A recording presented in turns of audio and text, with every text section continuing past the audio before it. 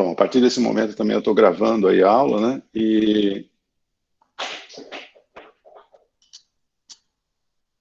Porque aí também, se tiver qualquer problema para vocês aí de a internet cair ou alguma coisa assim, vocês vão poder seguir a aula gravada, tá? No semestre passado eu coloquei as aulas gravadas no YouTube, mas eu vou ver aí com o Anderson qual a melhor forma de fazer. Talvez colocar no YouTube, mas deixar um link para vocês no Moodle ou tal. O Anderson depois avisa para vocês qual a melhor forma de fazer para ficar bem organizado, as aulas todas certinhas, tá bom? Então espero que eu não esqueça, mas eu vou gravar todas as aulas e vou deixar pronto para vocês, tá? Ao longo do exercício, dos cursos, vocês vão ver que a gente tem alguns exercícios, né? Eu vou explicar por que a gente faz isso daqui a pouco, quando eu falar um pouquinho sobre a organização do curso, mas o que eu sinto, baseado nos semestres que a gente já teve de aula de mecânica dos fluidos, é que é muito importante para os alunos fazerem exercícios ao longo do semestre, não deixar para a véspera de prova, essas coisas, porque a teoria é até relativamente simples e curta em mecânica dos fluidos, né? Mas tem muitos detalhes, muitas coisas que podem acontecer na resolução aí de problemas práticos ligados ao assunto que a gente vai falar, então é bastante importante que vocês resolvam exercícios. Eu já dei curso no passado onde eu resolvi exercícios na lousa e tal, mas aí na hora que o aluno ia resolver, o exercício até semelhante tinha dificuldade, né? E logicamente na lista e prova também é a mesma coisa. Então a gente vai dar vários exercícios para vocês ao longo do curso. Logicamente quando o curso é presencial é mais fácil, né? Porque aí a gente recolhe o exercício, corrige, devolve na aula seguinte, mas agora vai ser um pouco mais difícil, mas a princípio a gente vai fazer de maneira semelhante. Eu vou colocar o exercício para vocês aqui projetado no sistema, na hora que for resolver o exercício. Aí vocês terão meia hora para resolver, por exemplo, normalmente é no final da aula, e aí vocês mandam para o PED, ou mandam via Moodle, depois o Anderson vai dar direitinho como é que a gente vai organizar isso, mas mandam para ele e ele vai fazer a correção e devolver para vocês, tá bom? Espero que dê certo dessa forma aí. Logicamente, é importante que vocês façam sozinhos esses exercícios, né? Online não dá para controlar muito. Na aula, na solução desses exercícios, eu vou voltar a falar sobre isso quando a gente der os exercícios mesmo. Eu e o Anderson vamos ficar disponíveis aí para ajudar vocês. Então, o objetivo do exercício, embora eles tenham uma pequena porcentagem na nota, como vocês vão ver, não é a nota em si, né, mas é vocês tirarem a dúvida sobre aquela matéria na própria aula, né? Então, por isso que a gente dá o exercício na aula e fica tirando dúvidas. Então, na hora ali, no presencial, eu ia mesa a mesa, e o PED também, mesa a mesa, e tirando as dúvidas. Agora a gente vai fazer por chat ou por perguntas, tal. Então, enquanto vocês estiverem resolvendo, vocês vão estar ouvindo perguntas de outras pessoas que às vezes são relacionadas. Como lá na aula eu sentia que as dúvidas eram sempre as mesmas, quando eu tinha 2, 3 perguntas sobre o mesmo assunto, aí eu ia lá na frente e esclarecia para todo mundo. Eu vou tentar fazer da mesma forma, que o objetivo dos exercícios é realmente a gente acompanhar e vocês colocarem a mão na massa e resolver os exercícios. Eu vou voltar a falar sobre isso quando a gente der o primeiro, tá bom? Então as regras são simples, as aulas a princípio são 2 aulas de 50 minutos, mas ao invés de parar, dar um intervalo e tal, como eu faço presencial, a gente vai seguir direto das 8 às 11h30, tá? Logicamente, pode passar 5 minutos ou 5 minutos mais cedo, dependendo do assunto, para não quebrar um assunto específico, mas é por volta de 11h30 que a gente deve encerrar. Bom, esse é o primeiro ponto. Se vocês estão conseguindo, bom, eu não vou ficar fazendo perguntas, vocês estão ouvindo, enxergando bem essas coisas, qualquer dúvida que vocês tiverem sobre essas coisas, podem ir falando, tá? Desculpa, o horário não é 11h30, teve uma pergunta aí, desculpa, é 9h30, tá? É que eu tirei do slide do outro curso, que começava às 10 e ia até 11h30, eu vou até corrigir aqui, mas é 9h30. Então, desculpa aqui, deixa eu soltar aqui. Aqui das 8 às 9h30, tá bom? Desculpa.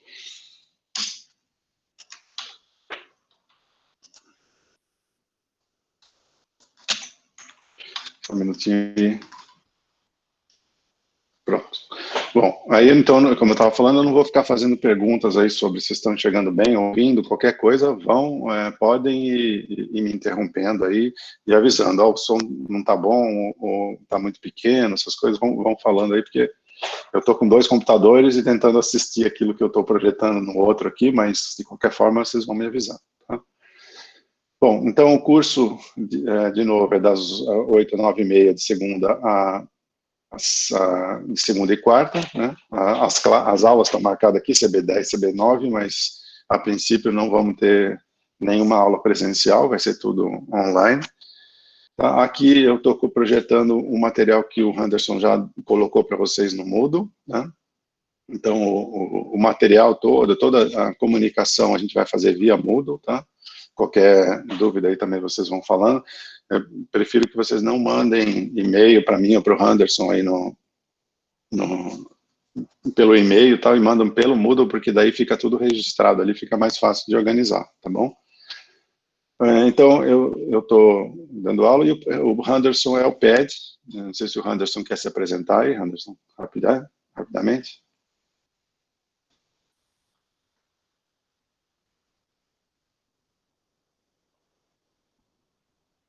Olá, bom dia. Eu sou o Anderson, né? Você, o PED de vocês com o professor Denis ao longo desse semestre. E, bom, vamos tentar nos comunicar principalmente pelo Moodle, né? Que é a ferramenta que a gente vai estar utilizando. Mas também qualquer dúvida e qualquer dificuldade que vocês tenham, principalmente nos exercícios, eu estou à disposição para ajudar. Beleza. É isso. Então o Anderson vai estar ajudando aí no curso, né? Então, aqui está colocada a ementa, que é a ementa oficial do curso, né? Introdução, conceitos fundamentais, estática de fluidos, leis básicas de forma integral, para volume de controle, teorema de transporte de Reynolds, análise dimensional de semelhança, escoamento viscoso, incompressível, escoamento viscoso, incompressível, interno e externo, né? E máquinas de fluxo. Então, daqui a pouco eu vou explicar um pouquinho melhor, através dos slides, né, o que isso tudo significa, né, basicamente a gente vai estudar o fluido, né, uma rápida revisão do fluido estático aí parado, para a gente entender alguns conceitos, mas realmente a gente vai estudar o fluido em movimento e as consequências dessa movimentação do fluido aí para o estudo aí de mecânica dos fluidos, tá? Então, aqui está um planejamento resumido, né, sobre essas partes aqui que estão listadas, e o número de semanas previstos aí para cada uma disso daí. Daqui a pouco eu vou apresentar aula a aula o planejamento, tá? Aqui vocês estão vendo aí o critério de aprovação, como vai ser. Então, basicamente, a gente vai ter 2 provas para nota ao longo do semestre. A forma de avaliação das provas, a princípio, vai ser uma prova à distância dada pelo Moodle, tá? Mas a menos que a Unicamp mude alguma coisa aí nas regras e permita que a gente faça a prova presencial, mas a princípio a prova está programada para ser online também, tá? Depois a gente vai falar um pouquinho sobre isso, mas eu vou deixar para falar mais sobre isso mais perto da prova, nas aulas, porque não é certeza absoluta que ela vai ser online, tá? A princípio está programada para isso, o curso está programado todo online, tá? As datas das 2 provas estão no calendário que eu vou mostrar daqui a pouco, todo esse material aqui, aliás, todo o material que eu vou estar apresentando para vocês, tanto esse quanto os slides, essas coisas, todos vão ser disponibilizados no Moodle, tá? Então não precisa copiar, tá? A menos que vocês queiram fazer anotações, mas a princípio não precisa copiar, que tudo que eu estou apresentando aqui está no Moodle, tá? E a gente então vai ter 2 provas, com as datas eu vou mostrar abaixo daqui a pouco, e uma prova substitutiva, que a princípio essa prova substitutiva é só para quem perder uma das outras 2 provas, tá? Não é para substituir a nota. As provas online têm um probleminha do problema de acesso à internet, então até a gente vai ver depois como resolver isso. No semestre passado a gente conseguiu fazer, eu dei engenharia econômica e deu, alguns alunos tiveram alguns problemas de acesso inicialmente, mas acho que deu para resolver. Se tiver algum problema desse tipo, depois a gente vai vendo como resolve, tá bom? A prova, então, as 2 provas vão ter média igual aqui, né, média aritmética normal, e o peso delas 95% do curso, e 5% do curso vai ser dado baseado nesses exercícios que eu comentei agora há pouco, que são exercícios que a gente vai fazer ao longo das aulas, tá? Então, em geral, eu dou por volta de 10 exercícios, aí, um pouquinho mais, talvez, ao longo das aulas, talvez um pouco mais de 10, entre 15, por aí, e a gente vai fazer uma média desses exercícios, e o exercício é dado em aula. Em geral, eu dou um exercício sobre a matéria que eu acabei de dar um exercício, e aí eu dou um exercício para nota para vocês resolverem, para que vocês consigam colocar em prática aquelas equações que a gente mostrou, exercícios semelhantes àquilo que foi resolvido, assim por diante, tá? E aí o critério de aprovação é se a média for maior que 5, está aprovado, se for menor que 2,5, está reprovado, entre 2,5 e 5, né, 4,9, ou se uma nota de uma das duas provas for menor que 3, vocês vão ter que fazer o exame. Se fizer o exame, a média vai ser ponderada entre as três provas e o exame, como se fossem 3 provas, tá? Dividido por 3. Eu estou seguindo exatamente o critério sugerido aí pelo regimento geral da Unicamp. Bom, qualquer dúvida sobre isso, vocês me avisem também, tá? Então, podem interrompendo. Isso, tem uma pergunta do Vitor aqui, que ele está falando se o exercício em aula tem que ser resolvido antes do final da aula. Exatamente. Vamos supor que eu dei o exercício às 9 horas para vocês, terão meia hora, até às 9h30 vocês têm que resolver e mandar para o Henderson, tá bom? Mas aí, quando eu der o primeiro exercício, daí a gente vai ver isso com detalhes, né? O livro-texto que a gente vai seguir é o do Fox, assim como todas as outras turmas aí de mecânica dos fluidos, que é o padrão adotado aí pela mecânica. A gente vai seguir literalmente o Fox, então, a princípio... Eu tenho outra pergunta aqui.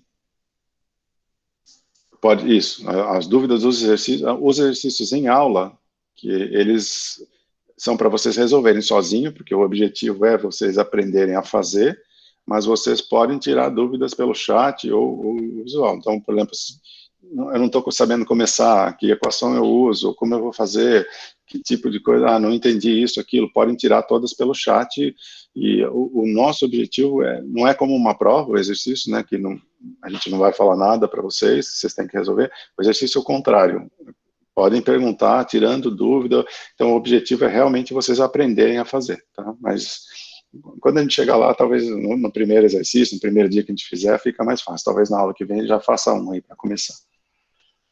Então, o livro-texto vai ser o do Fox, McDonald's, a gente vai seguir literalmente isso daqui, então a programação que vocês vão ver na próxima página, aula a aula, mas a matéria que a gente vai dar de mecânica dos fluidos é muito semelhante, tem vários outros livros de mecânica dos fluidos que seguem exatamente a mesma sequência, com mesmas equações e tal, então tem outros livros aqui complementares se vocês quiserem fazer. Esses complementares também podem servir se vocês tiverem dúvida, por exemplo, não entendi a conservação de massa, e li o Fox e ficou meio em dúvida. Então, vocês podem ter um outro livro para referência, mas a princípio, quem tiver só o Fox está ok, tá? A gente vai seguir a 8ª edição, que tem bastante aí na biblioteca, não sei se vocês estão podendo pegar livro aí esse semestre, eu fiquei em dúvida sobre isso, mas eu vou tirar a dúvida caso vocês tenham. Mas, quando a gente passar a lista, o conteúdo das edições anteriores é bem parecido, tá? E a lista de exercício, o Caio está dizendo aqui que pode, então tá ok. Então, se vocês puderem pegar, quem não conseguir pegar da 8ª edição e tiver a 7ª, pode pegar também, né? Quando a gente passar a lista de exercícios, até a gente vai fazer passar o número do exercício pela 8ª, mas a gente vai colocar das edições anteriores também, tá? Então, a princípio, é isso. Tem outros livros, tá? Qualquer dúvida a gente vai falando. Bom, aqui, eu não vou detalhar, passar linha a linha aqui, mas tem uma programação, linha a linha do aula a aula, né, do que a gente vai fazer, do mês 9 até o final do curso, que é o começo de janeiro. Tá? Então, a gente vai procurar seguir, basicamente, essa sequência aqui de ideias dos assuntos. Então, está aqui programado a aula que a gente vai fazer. E aqui à direita está mostrado o capítulo do Fox, em que isso é correspondente, se vocês tiverem dúvidas, tá? Eu do mecânica dos fluidos um pouquinho diferente, talvez a gente consiga acelerar um pouquinho essa matéria, tá? Para que a gente consiga deixar uma aula antes da prova só para exercícios, tá? Então, eu vou tentar dar um pouquinho mais rápido do que isso, então, se eu conseguir adiantar um pouquinho a matéria em relação a essa programação, para sobrar uma aula lá no final, antes da prova 1, e depois uma lá no final, antes da prova 2, para a gente fazer uma aula de dúvidas e exercícios, tá? Então, a princípio, é isso que a gente está programado, tá? E ao longo dessas aulas, conforme eu for terminando esses tópicos, a gente vai dando alguns exercícios para vocês resolverem, como eu já citei, tá? Então, aqui não vou dar nenhum detalhe, mas, assim, a prova 1 está programada para o dia 14 de novembro, e aí ela vai ser relativa aos capítulos 1 a 4 do Fox, e a prova 2 está programada para 28, desculpa, aqui...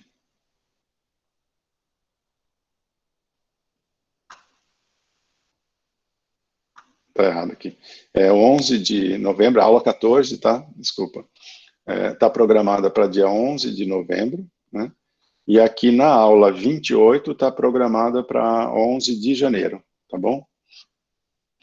A prova, 2 horas de prova. Isso, o Douglas está perguntando, são 2 horas de prova, normalmente, né? Mas, na verdade, 1h55 aí, porque a gente, em geral, a gente é bem rigoroso para terminar a prova um pouco antes, porque você às vezes tem que se deslocar para outra aula, às vezes outra prova, essas coisas, então a gente dá um pouquinho antes. Então, 1h55, 1h50, e lá na aula presencial eu recolhia exatamente nesse horário. Aqui a gente não muda, se a prova for no mudo, o sistema abre e fecha exatamente, vai abrir às 8 e fechar às 9h55, 9h50, assim por diante, tá?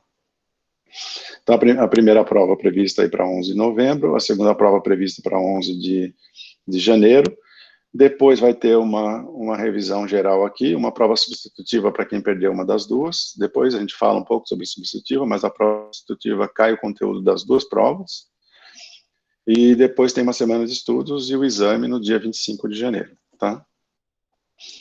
A Unicamp liberou ontem, ou antes de ontem, um sistema de volta às aulas aí, gradual, tá? Então eles estão prevendo volta de aula até 100% até o comecinho de janeiro. Então pode ser que a prova 2, a substitutiva e o exame, a gente consiga fazer presencial, tá? Mas até lá a gente vai vendo como é que fica a situação. Bom, não sei se tem alguma dúvida, alguma coisa geral sobre o critério de aprovação, sobre o que for. Se vocês não tiverem, a gente já vai começar aí o curso. Nada? Beleza. Então,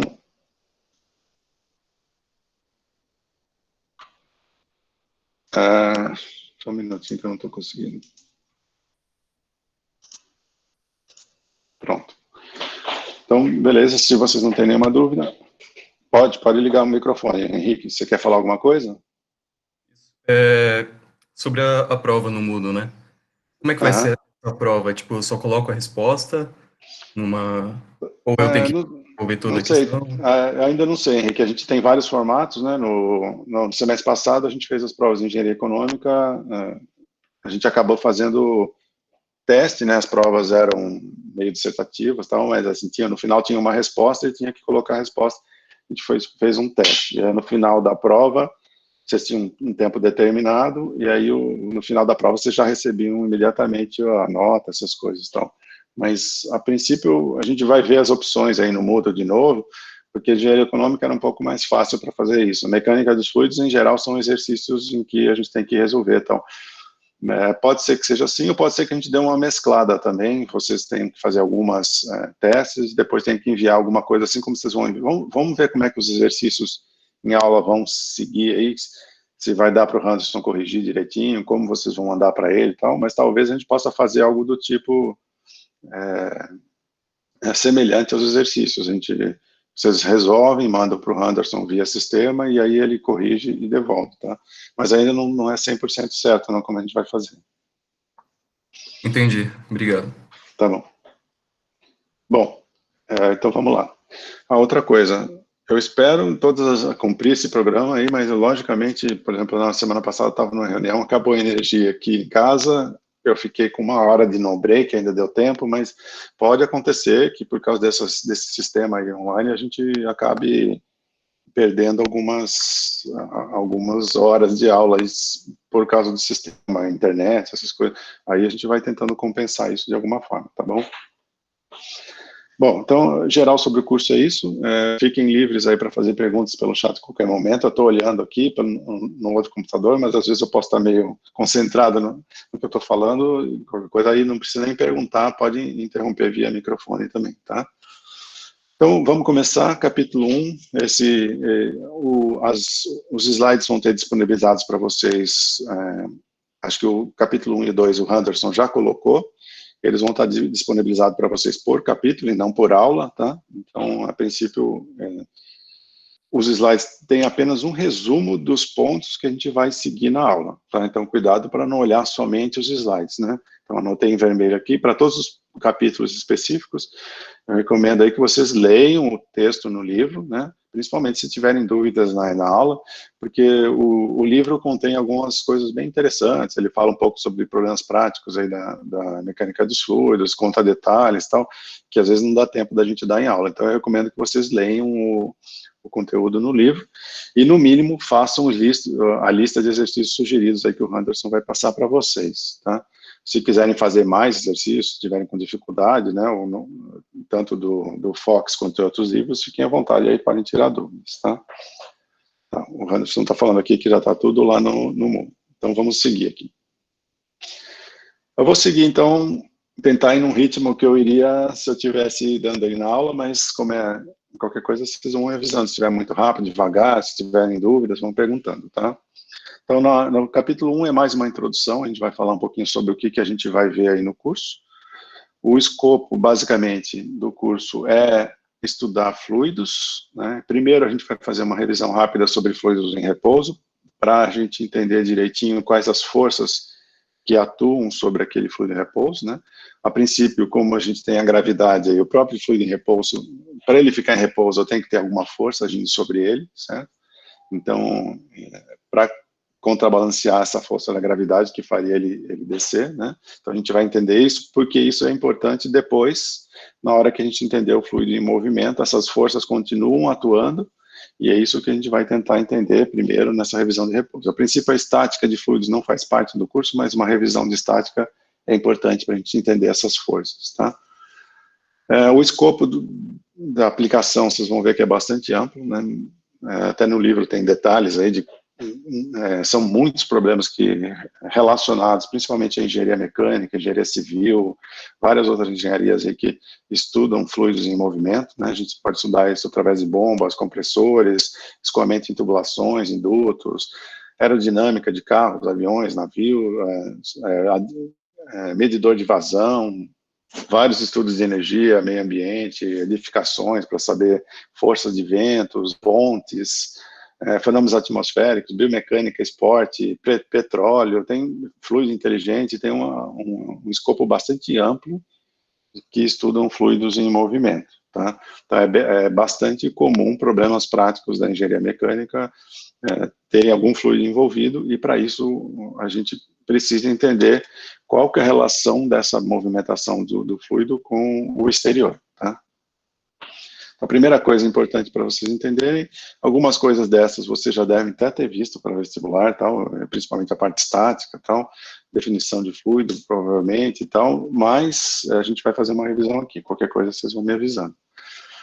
Então, a primeira coisa, deixa eu acionar aqui a caneta, só um minuto. O que a gente vai fazer é a definição do fluido, tá? Então, o fluido, a diferenciação de um fluido para um sólido é que os fluidos tendem a escoar quando interagimos com eles, certo? Então, se eu tenho um determinado material e faço alguma força sobre aquele material, que daqui a pouco a gente vai entender as forças, pode ser uma força normal, pode ser uma força tangencial, mas se aquele elemento, aquele substância, né, tá sofrendo uma força, a diferenciação de um sólido para um fluido é que o sólido tende a se deformar. Então, nessa figura da esquerda que vocês estão vendo, que se eu fizer uma força tangencial aqui sobre esse elemento sólido, ele vai se deformar, certo? E, em geral, se eu parar de fazer essa força, ele volta ao seu estado original, mas, lógico, tem sólidos que... De vez em quando eu dou uma paradinha aqui, porque tem gente pedindo permissão para entrar, tá? Porque aí tem... o sólido pode voltar, mas, logicamente, tem alguns sólidos que ficam deformados aqui, se eu parar, né? Então, mas não é nosso objetivo estudar os sólidos, nosso objetivo aqui é estudar os fluidos, né?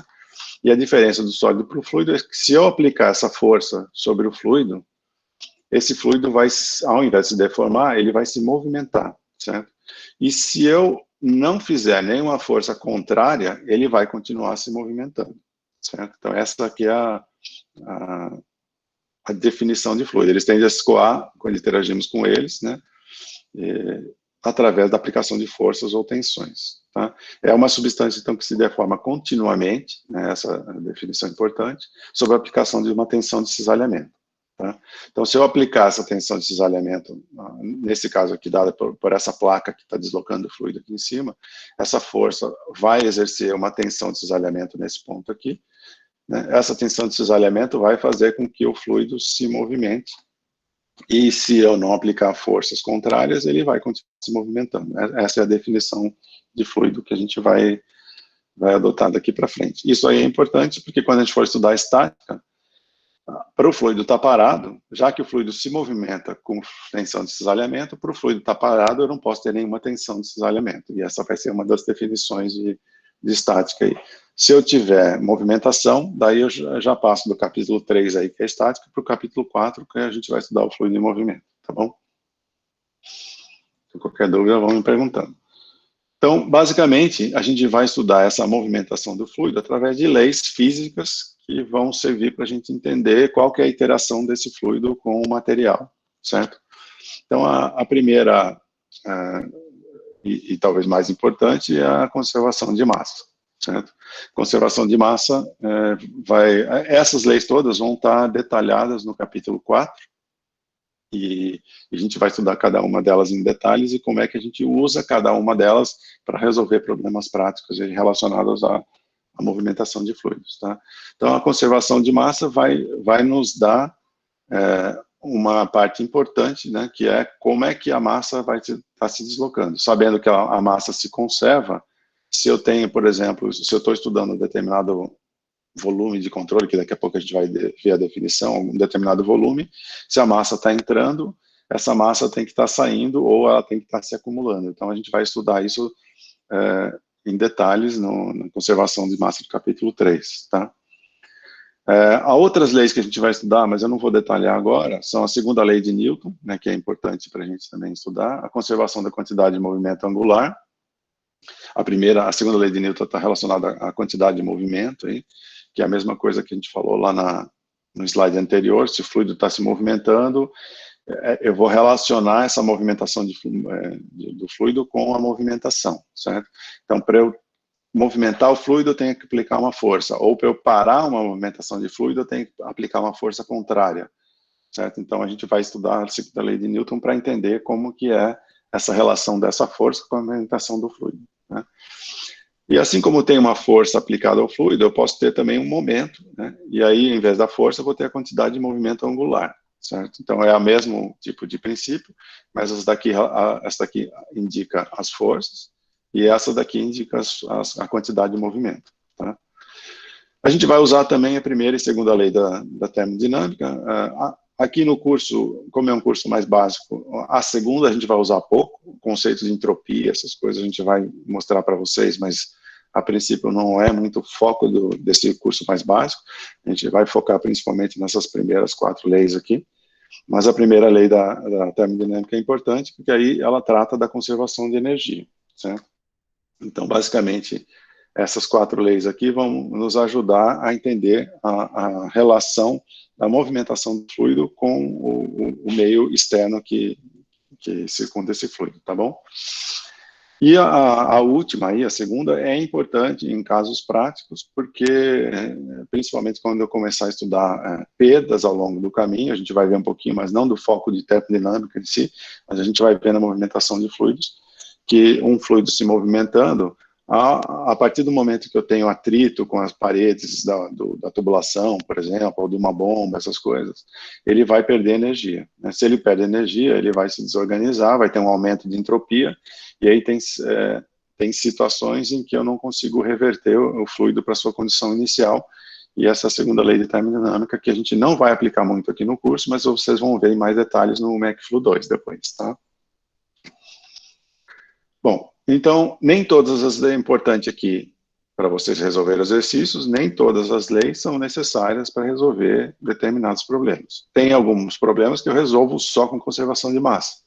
Tem outros problemas que eu resolvo só com a quantidade, a segunda lei de Newton, e assim por diante, né? Então, eu vou ter que entender a natureza do problema, né? E isso que a gente vai fazer bastante no capítulo 4, entender o que eu estou pedindo, o que a gente precisa determinar naquele problema específico, e escolher quais as leis que eu vou usar para aquele determinado problema. Esse é o foco aí do capítulo 4, que a gente vai ver em detalhes.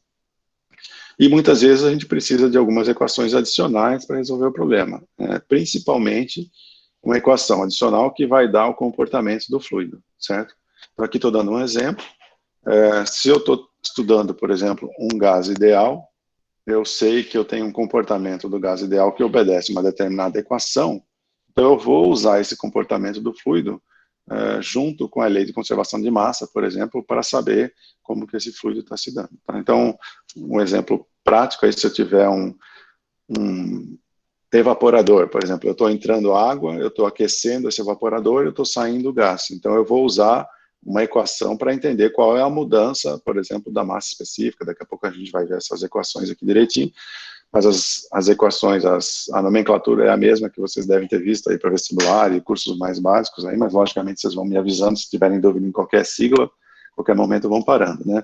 A lei do gás ideal, por exemplo, ela relaciona pressão com temperatura através da constante R, né? E a massa específica aí do fluido. Então, através dessa equação, eu posso complementar, por exemplo, a conservação de massa se o fluido estiver mudando de fase, por exemplo, ou se o fluido estiver sofrendo uma expansão, uma contração, e assim por diante, né? Então, às vezes, a gente vai usar uma equação. Se não for gás, for um líquido, eu vou ter que fazer algumas premissas, por exemplo, que o fluido é incompressível, ou que a compressibilidade é muito baixa, assim por diante. Então, a gente vai usar algumas equações adicionais, principalmente sobre o comportamento do fluido, para resolver problemas. Então, a gente vai juntar as equações básicas com o comportamento do fluido. E, em geral, se os problemas forem simples, a gente consegue resolver de forma analítica, certo? E se problemas forem muito complexos, com geometria complexa, com fluido complexo e tal, a gente vai ter que resolver de forma numérica. O foco do nosso curso aqui é resolver de forma analítica, porque o nosso foco é entender principalmente os conceitos relacionados a essas leis básicas, né, e o comportamento do fluido. Uma vez que vocês entendam essas soluções analíticas, as leis e o comportamento do fluido, a solução numérica, basicamente, eu vou usar um método numérico para resolver a mesma coisa, tá? Então, logicamente, vocês devem ter cursos aí, depois aí daqui, sobre métodos numéricos, que podem envolver soluções de mecânica dos fluidos, né, específicos numericamente, tá bom? Bom, nenhuma pergunta, eu vou seguir. Se não tiver nenhuma pergunta, eu vou seguindo, tá? Bom, existem várias formas de analisar a mecânica dos fluidos, né, várias formas de resolver. A gente vai falar sobre elas ao longo do curso, mas a gente vai ter como base algumas delas que são mais importantes para a gente, porque a gente acabou de falar que vai resolver de forma analítica, né, de forma... Então, a gente vai usar, em geral, para cada tipo de problema, um tipo de equação. Mas a gente vai, nessa primeira aula, dar uma diferenciação de como a gente resolve isso para vocês, tá? Então, a gente vai fazer algumas categorizações de problemas e de tipos de problemas que a gente tem. Então, a primeira delas é uma definição da diferença entre sistema e volume de controle, tá? Então, qual que é a grande diferença entre os dois e por que a gente está falando sobre isso agora, né? Eu posso, ao estudar a movimentação de fluido, aqui tem dois exemplos à direita, né? Estou dando um exemplo onde a gente vai resolver através de um sistema. Então, por exemplo, se eu estou estudando aqui um cilindro que o gás está se expandindo e eu estou estudando as forças sobre esse gás, né? Então, eu vou estudar um sistema. O que é um sistema? É uma quantidade de massa fixa, certo? Identificável. Então, eu vou pegar essa quantidade de gás, que está dando aqui dentro dessa fronteira, certo? Pontilhada, e vou estudar como que esse sistema está se dando, né? Então, esse fluido está separado pela fronteira aqui. Por que é mais fácil estudar esse problema por um sistema? Porque eu tenho uma quantidade de massa fixa, né, e eu vou estudar, por exemplo, como que ao aquecer, por exemplo, esse gás, ou ao sofrer uma força sobre esse pistão, como é que esse gás vai se contrair, como é que a massa específica desse gás vai se dar, mas eu tenho uma quantidade de massa fixa, né, então eu vou estudar isso através de um sistema. Se eu for pegar um problema como esse abaixo, por exemplo, onde eu tenho uma tubulação, eu tenho uma entrada aqui, eu tenho duas saídas, por exemplo, e eu quero estudar a movimentação de fluido aqui, eu posso estar estudando a conservação de massa, então eu sei que a massa que está entrando aqui está saindo por 2 e 3, ou eu posso estudar as forças que esse fluido está fazendo sobre esse sistema, isso a gente vai ver no capítulo 4, mas o fluido está se movimentando, então seria muito difícil eu pegar uma quantidade de massa fixa e estudar como ela está se movimentando. Logicamente é possível, eu posso pegar aqui até uma partícula, se for o caso, estudar como essa partícula está se movimentando. Vou para uma solução numérica, existem pessoas que estudam esse tipo de problema. Mas assim, se eu quiser saber quanto de massa está saindo aqui e aqui, ou quanto de força esse fluido está fazendo sobre esse sistema, sobre esse material, ou quanto que o material está fazendo de força sobre o fluido, eu não preciso estudar os detalhes de partícula. É muito mais fácil eu estudar esse problema através de o que a gente chama de volume de controle, né? O que é um volume de controle? Ele é um volume arbitrário no espaço onde o fluido escoa. Então, ao invés de eu acompanhar o fluido, eu vou pegar um volume fixo no espaço, aqui determinado por essa superfície de controle, certo? Eu vou chamar isso de volume de controle, então aqui é uma superfície de controle. Eu vou chamar isso de volume de controle. E vou estudar a entrada e saída de massa por essa superfície de controle e vou aplicar as leis que a gente viu no slide anterior para esse volume de controle. É muito mais fácil estudar isso porque eu fico com um volume fixo no espaço e através desse volume eu entro e saio massa aqui e vou estudar isso daí dessa forma. Então, ao invés de fixar a quantidade de massa, eu vou fixar o volume no espaço, certo? E aí eu vou limitar esse volume para uma superfície de controle. Quando a gente chegar no capítulo 4, eu vou dar mais detalhes das vantagens de a gente resolver isso, mas aqui eu estou dando só mais a categoria. Então, dependendo do tipo de problema, eu posso escolher estudar esse problema através de uma quantidade de massa fixa ou um volume fixo no espaço, tá? Aí, da mesma forma que eu vou diferenciar sistema de volume de controle, eu posso estudar isso da forma diferencial ou da forma integral, certo? E assim como o foco do mecânica dos fluidos é estudar um volume de controle e não um sistema, porque o fluido está se movimentando e é mais fácil eu fixar um volume, aqui para a gente vai ver que o foco do nosso curso é estudar da forma integral, certo? Mas qual a diferença entre eles? A formulação diferencial eu vou estudar através de volumes de controle muito pequenos, que a gente chama de infinitesimal. Eu vou pegar um volume bem pequeno no espaço e vou fazer a integração desse volume pequeno sobre todo o volume que eu vou estudar. Então, em geral, a gente vai usar essa formulação diferencial quando eu quiser detalhes do escoamento, certo? E isso vocês vão fazer mais em MACFLU 2 ou vão fazer mais quando for estudar problemas em detalhes com controles da solução numérica, certo? Quando a gente vai fazer uma solução analítica do problema como um todo, a gente vai estudar a forma integral. O que é a forma integral? Muitos dos problemas de mecânica dos fluidos, a gente não precisa saber o que está acontecendo dentro do volume de controle, certo? A gente vai estudar, na verdade, fixar um volume de controle grande, certo? Através desse volume de controle e através do entendimento da massa que está entrando no volume e a massa que está saindo desse volume, eu consigo resolver os problemas sem detalhar a partícula ou o volume de controle infinitesimal do que está acontecendo ali dentro. Vocês vão entender um pouco mais isso quando a gente entrar no capítulo 4 e a gente começar a resolver os exercícios. Mas muitos dos problemas de mecânica dos fluidos, e a maioria dos que a gente vai ver aqui nesse curso introdutório de mecânica dos fluidos 1, a gente consegue resolver sem detalhar o escoamento. Tá? A gente vai resolver só fixando um volume no espaço e entendendo a entrada e saída de massa aí que a gente está tendo no volume. Tá? Então, aqui ele estou dando até um exemplo, né? Se eu quiser, por exemplo, estudar uma hélice, se eu precisar estudar qual que é a distribuição de pressão nas pás da hélice, aí não tem como fazer uma formulação integral. Eu vou precisar ir lá na diferencial e estudar um elemento perto da hélice, da pá da hélice, e entender isso através de uma solução numérica. Então, vou ter que ir para uma solução diferencial e complexa, tá? Mas, por exemplo, se eu quiser só saber a sustentação sobre a hélice, ou seja, a força que o fluido está fazendo ao passar pela hélice, eu não vou precisar estudar esses detalhes. Então, vou fixar um volume de controle, e eu, sabendo o comportamento do fluido antes da hélice e depois da hélice, eu já consigo calcular essa sustentação. Tá?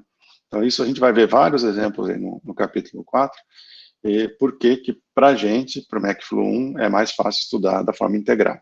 Tá? Então, a gente vai, primeiro, focar aqui em volume de controle e depois focar aqui na formulação integral. Tá? Assim como tem ali as duas definições dos slides anteriores, existem alguns métodos de descrição dos fenômenos de mecânica dos fluidos, certo? Um deles é o que a gente chama de Lagrangiano, que aí eu vou seguir o movimento de uma partícula. De novo, eu vou fazer isso quando eu estiver querendo detalhes do escoamento, e esse não é muito o foco do nosso curso, mas existem várias áreas da mecânica dos fluidos que estudam detalhes aí disso, né? Por exemplo, até a área que eu trabalho, que é escoamento de petróleo em reservatórios, no subsolo, ali no solo e tal, eu vou ter que estudar detalhe de como que o próprio petróleo está se movimentando, essas forças. Aí eu vou ter que estudar as partículas, vou ter que estudar um elemento diferencial, vou fazer esse estudo através de uma solução numérica. Mas muitos outros problemas eu não preciso disso, por exemplo. Então eu vou para o método que a gente chama de Euleriano, tá? Que eu vou focar nas propriedades do escoamento. Tá? E a gente vai ver também detalhes disso, porque esse é o que a gente vai usar principalmente em mecânica dos fluidos aqui 1, né, que é o nosso foco. Aqui está dando um exemplo de uma equação de força, né? Então, se eu pegar um volume de controle, eu estou estudando as forças que atuam sobre o sistema, depois a gente vai ver em detalhes disso, mas aqui eu tenho uma força de campo, que é força de B, e uma força de superfície. Então, se eu estiver estudando, por exemplo, como que quais as forças, por exemplo, nesse problema específico aqui. Então, o fluido vai se movimentar, e a gente vai ver que esse fluido, ao se movimentar, ele vai ter uma relação com as paredes dessa tubulação aqui, e ao ter essa movimentação com as paredes, mudar de direção e tal, eu tenho forças interagindo entre o fluido e a tubulação. Então, se eu quiser estudar essas forças, eu não preciso estudar uma partícula. Eu vou pegar um volume de controle que é exatamente esse volume de controle aqui, certo? E estudar as forças sem ter que detalhar, por exemplo, qual é o atrito da partícula com a tubulação. É só medindo a velocidade de entrada dos fluidos, as condições de entrada dos fluidos e de entrada e saída, eu consigo fazer uma relação dessas forças com a conservação de massa que está fazendo, com as forças e assim por diante. Então, não precisa entender essa equação, né? A gente vai ver em detalhes isso aqui, quando a gente aplicar a segunda lei de Newton lá no capítulo 4, mas essa é uma forma só para mostrar para vocês que esse é um estudo típico do que a gente vai fazer em mecânica dos fluidos, tá bom? No curso 1, sem estudar detalhes de partícula, sem entrar na equação diferencial, ou seja, da forma integral, e estudando um volume de controle. Então, esses são os nossos 3 focos aqui, tá? Então, vamos pegar um exemplo bem rápido aqui. Nosso foco ainda não é das equações. A gente vai resolver um exercício bem rápido. Isso aqui é um exemplo 1.2 do próprio livro, mas estou dando aqui só para vocês entenderem do que a gente está falando. E a gente ainda não viu conservação de massa, que a gente vai ver no capítulo 4 em detalhes, Mas, basicamente, né, a conservação de massa aqui, pelo que a gente vai ver, o que eu estou dizendo é que, pelo princípio de conservação de massa, se eu tiver uma tubulação como essa daqui, se vocês estão vendo aqui, né, a massa que está entrando e a massa que está saindo estão correlacionadas, certo?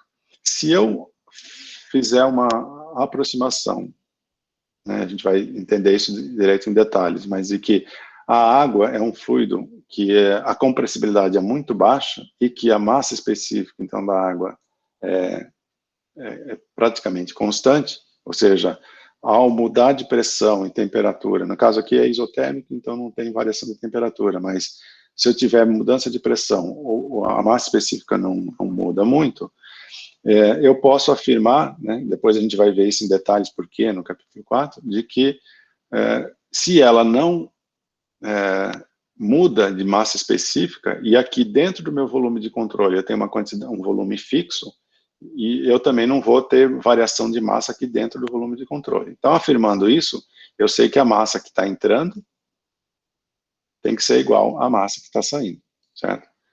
A gente vai ver no capítulo 4 que, logicamente, isso só é verdade se ρ for constante, certo? Se ρ não for constante, eu posso acumular massa aqui dentro, tá? Mas se a massa específica for constante, a massa que está entrando é a mesma massa que está saindo, certo? E a gente escreve isso através da equação, através dessa equaçãozinha aqui, né? Ou seja, a massa que está entrando, que é dada por velocidade, que é em metros por segundo, vezes área, que é em metros quadrados. Pessoal, eu comprei uma mesa digitalizadora aí para as aulas, mas não chegou ainda, então, por enquanto, vai aqui no PowerPoint, tá? Mas daqui a pouquinho eu vou ver se eu consigo interagir aí com essa mesa para a gente melhorar essas anotações que eu vou fazendo aí nos slides, tá bom? Mas a massa específica, que é quilogramas por metro cúbico, certo? Então, se eu multiplicar a massa específica, quilograma por metro cúbico, pela velocidade, metros por segundo, pela área transversal aqui, eu tenho a quantidade de massa que está entrando, né? Isso aqui vai cancelar, eu vou ficar em quilogramas por segundo. Então, esse é o meu fluxo de massa, que a gente chama aqui, certo? Então, o meu fluxo de massa, então não se preocupem se não estiver entendendo 100% aqui, mas a gente vai ver isso bastante detalhado no início do capítulo 4, mas ele é dado pelo ρVA, né, que é a massa específica, velocidade vezes a área. E ao ter essa massa específica, velocidade e área, eu tenho a massa que está entrando aqui. Então, eu disse que a massa de entrada é igual à massa de saída, por conservação de massa. Isso, se vocês não entenderem, a gente vai deduzir lá no capítulo 4. Então, eu vou usar essa equação aqui, por exemplo, para relacionar as variáveis de entrada e de saída. Então, no caso aqui, no problema, ele tem um trecho aqui, tem um redutor, né? É uma tubulação com uma redução de diâmetro, que a gente chama aí de trecho de redução ou redutor. Eu posso ter um cotovelo, um redutor, assim por diante. Ele passa de um diâmetro de 50 milímetros para 30 milímetros, né? Ele sabe a velocidade de entrada, a área de entrada, e a velocidade de entrada é 2,5. A área de entrada é dada aqui pela diâmetro de entrada, né? E a diâmetro de saída eu consigo a área de saída. A massa específica é constante, então ela vai cancelar. Então, se eu tenho a velocidade de entrada e a área de saída, eu consigo calcular a velocidade de saída, certo? Então, esse aqui é um problema simples que a gente está resolvendo através, primeiro, da conservação de massa, sozinha, certo? Aqui, a equação adicional que eu estou usando não é a de um gás ideal, mas é de que o ρ é constante, então eu estou sabendo a propriedade do fluido, ou interpretando o fluido como um ρ constante. Eu estou fixando um volume de controle, como a gente fez lá. Estou estudando o problema da forma integral, ou seja, vou fixar esse volume de controle que engloba todo o problema que eu estou resolvendo. E estou resolvendo isso através do método euleriano, que é através de uma equação integral que vai resolver o problema. Então, eu estou estudando aqui esse volume de controle, certo? Estudando a entrada e a saída desse volume de controle. Logicamente, esse volume de controle vai ser fechado, mas aqui, por exemplo, e aqui eu não tenho nenhuma entrada e saída. Nem aqui, nem aqui. Eu só estou tendo entrada exatamente aqui, certo? Então, esse é é o volume onde eu tenho fluxo de massa entrando. E aqui é o volume onde eu tenho fluxo de massa saindo. Então, eu estou resolvendo esse problema seguindo aquelas premissas dos slides anteriores, fixando o volume de controle, entendendo a massa entrando, usando a conservação de massa, que é essa equação aqui, e estudando. Então, no caso aqui, o problema está pedindo a velocidade de saída. Então, eu não preciso usar conservação, segundo a lei de Newton, porque ele não está pedindo força nenhuma, eu não preciso usar a quantidade de movimento angular, porque eu não tenho momento aplicado, não vou usar a conservação de energia, porque eu não estou tendo variação aí de temperatura, nem variando energia, no caso, não estou fazendo nenhuma pergunta relacionada a isso, e eu não estou perdendo também para saber como é que a entropia muda, ou como é que a energia vai se perdendo ao longo do caminho, estou pedindo só a velocidade de saída. Então, eu consigo resolver só com conservação de massa. A velocidade de saída, ela está dando direta a velocidade de entrada vezes a relação de diâmetros ao quadrado, que é a relação de áreas, certo? Beleza? Então, esse aqui é só um exemplo, a gente vai ver isso em detalhes, um problema bem simples, mas mostrando o tipo de problema que a gente vai resolver aí com a mecânica de fluidos, tá bom? Logicamente, se eu pedisse aqui qual que é a força que eu estou fazendo para manter esse redutor parado. Quem já teve experiência de ter uma mangueira, por exemplo, sabe que se eu tiver uma mudança de velocidade aqui, eu estou mudando quantidade de movimento, e eu teria uma tendência para que esse redutor fosse jogado para trás na hora que eu jogo esse jato de fluido para frente. Aí eu teria que entrar com a segunda lei de Newton para estudar essa relação de quantidade de movimento e relação de forças. Se isso daqui, ao invés de ser reto, aqui fosse um joelho redutor, algo desse tipo, eu teria também um momento, eu usaria a quantidade de movimento. Se eu quisesse perguntar quanto de energia está se perdendo ao longo do caminho, eu teria que usar a equação de conservação de energia, assim por diante. Então, tudo isso a gente vai estudar no capítulo 4, e, logicamente, a equação que eu vou usar vai estar relacionada com aquilo que eu quero determinar, tá? Só se ninguém fizer pergunta nenhuma, eu vou seguindo, tá bom? Bom, no livro tem alguns outros exemplos. Aqui tem um exemplo aqui de uma queda livre de uma bola no ar, essas coisas todas, mas eu não vou seguir os exemplos, porque a gente nem deu as equações ainda, essas coisas. Se vocês quiserem ler e verificar, o livro está dando esses exemplos, mas como exemplos típicos de problemas que a gente vai resolver aí ao longo do curso. Nesse caso aqui, por exemplo, de um objeto caindo no ar, é um pouquinho diferente, mas ele é interessante, porque aqui, por exemplo, é o fluido que está se movimentando, certo? Então, eu estou fixando uma relação no espaço e estou estudando o problema através desse volume de controle. Aqui é mais para vocês diferenciarem, por exemplo, eu não posso fazer isso se eu estou estudando a esfera. Se eu fixar aqui um volume de controle aqui, daqui a pouco a esfera vai ter saído e eu não vou mais estudar. Então, eu vou fazer um volume de controle móvel, né? Ou seja, o volume de controle, ele vai se movimentar quando a esfera estiver se movimentando. Então, esse conceito é um pouquinho diferente, isso a gente vai ver tudo com calma aí no capítulo 4, e depois a gente vai ver isso em detalhes bastante no capítulo 9, que estuda aí principalmente escoamentos viscosos, aí, tipo de coisa. Então, no caso aqui, por exemplo, se eu tiver uma esfera caindo na atmosfera, eu tenho o que a gente chama de força de atrito, né, que é força de arrasto. Existe a força de sustentação, força de arrasto, a gente vai ver tudo isso em detalhe, mas é a mesma força que faz uma asa de um avião, por exemplo, ter a sustentação, ou ter uma força contrária, que é a força de arrasto, ou um carro de corrida, aquelas coisas. A gente vai estudar isso em detalhes no capítulo 9, tá? Mas a gente vai estudar isso através das mesmas leis que a gente vai ver no capítulo 4. Só que como o objeto está se movimentando, se eu fixar um volume de controle no espaço, o objeto vai passar por esse volume de controle. Então, eu vou ter que movimentar o volume de controle junto com a movimentação. Por que isso? Porque aqui seria a mesma coisa que eu colocar o sistema de referência aqui na esfera, certo? E o fluido está se movimentando contrário à esfera. Então, para efeito de solução do problema, não tem diferenciação nenhuma se a esfera está caindo no ar ou se a esfera está parada e o fluido está se movimentando, certo? Então, a força, a relação de forças entre o ar e a esfera é exatamente a mesma. Então, ao invés de fixar um volume de controle no espaço, eu vou fixar um sistema de referência aqui e meu volume de controle vai se movimentar. E aí eu vou estudar, através das forças e aplicação das forças aqui, a relação de velocidade dessa esfera com a força de arrasto, tá? Que é um pouco do que ele está pedindo aí para a gente resolver aqui nesse exercício. Ele mostra a solução do exercício, mas eu acho que para a gente aqui, a gente vai estudar isso em detalhe no capítulo 9, tá? Eu achei interessante só colocar aqui para vocês, para mostrar que, assim, a gente vai ter que se adaptar para resolver os problemas com um pouco de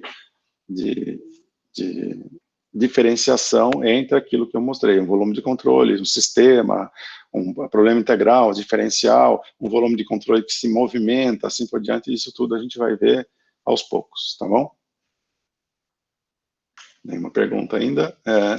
Então, dimensões de unidades, a gente vai procurar focar aí no sistema SI, certo? Então a gente vai toda hora estudar vários problemas, tem vários problemas do Fox, agora na 8ª edição melhorou um pouquinho, mas vários problemas que são em outras unidades, eu vou procurar dar sempre em SI, mas também se forem em outras unidades, é só fazer a conversão de unidades aí. Mas principalmente em prova e na lista, eu vou procurar focar no SI para facilitar um pouquinho, né? E, logicamente, a gente vai ter que fazer uma análise dimensional, a gente vai ver que isso daqui é bastante importante, no capítulo 7 a gente vai ver detalhes disso aqui. Tem vários problemas da mecânica dos fluidos que a gente vai, antes de resolver o problema, vai precisar fazer uma análise dimensional, porque a gente precisa saber quais as variáveis são importantes para a solução do problema, e para isso a gente precisa fazer uma análise dimensional, e uma análise de semelhança, a gente vai ver isso tudo no capítulo 7, tá? Então, entender direitinho as variáveis e quais são as suas dimensões, e quais são as quantidades primárias e secundárias aí do estudo dos problemas. Mas isso a gente vai estudar com detalhes, tá? Beleza? Bom, alguma dúvida aí sobre o capítulo 1? Dúvidas sobre isso que eu falei? Nada por enquanto. Então eu vou seguir aqui, tá? Então, a princípio, eu vou seguir aqui, a gente vai entrar no capítulo 2, o 1 era mais para dar uma ideia geral aí de como a gente vai ver o curso, eu vou entrar no 2. Eu acho até, não sei se eu ia interromper a gravação e gravar de novo, mas a princípio eu vou gravar a aula inteira de uma vez. Deixa eu testar aqui o que é melhor. Eu vou interromper a gravação, tá? Só para ficar aqui em partes. Eu vou chamar isso de parte 1 e depois eu vou gravar no capítulo 2 na parte 2.